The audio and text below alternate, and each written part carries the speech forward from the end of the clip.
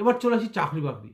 যারা দীর্ঘ প্রতীক্ষা নিয়ে বসে আছেন যে মেষ রাশিদের চাকরি বাকরি বা আয় উন্নতির পথ কেমন হবে, তাদেরকে বলছি যারা চাকরি নিয়ে চেষ্টা করছেন অবশ্যই তাদের প্রথমার্ধ বছরের খুব ভালো যাবে এবং শুরুতে চাকরির যোগগুলো আসবে।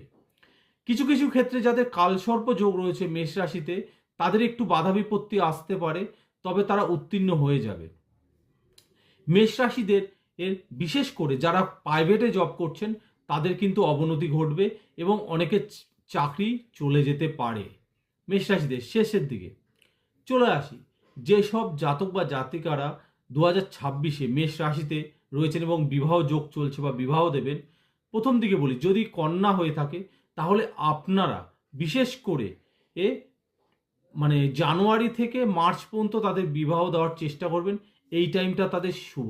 কিন্তু মাঙ্গলিক যোগ থাকলে বা শনির সাড়ে সাথে থাকলে তবে অবশ্যই কুষ্টি বিচার করিয়ে বিবাহ দেবেন।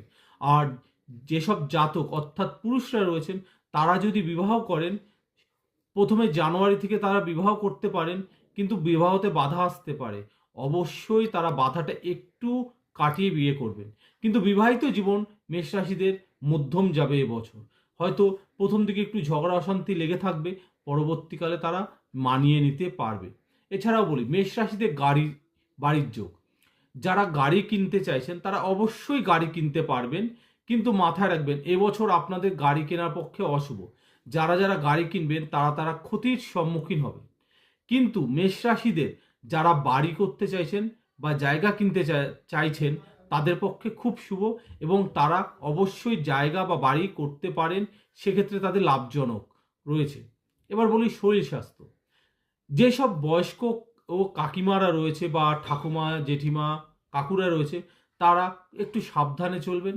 তাদের বিশেষ করে প্রেশার, সুগার ও হার্টের সমস্যা দেখা দিতে পারে। এছাড়াও শ্বাসকষ্টর সমস্যা জনিত রোগে ভুগবে।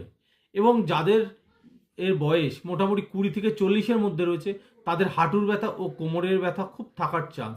বিশেষ করে শনির প্রকোপের ফলে তাদের কোমর, ঘাড় ও হাঁটুতে প্রচণ্ড ব্যথা থাকবে।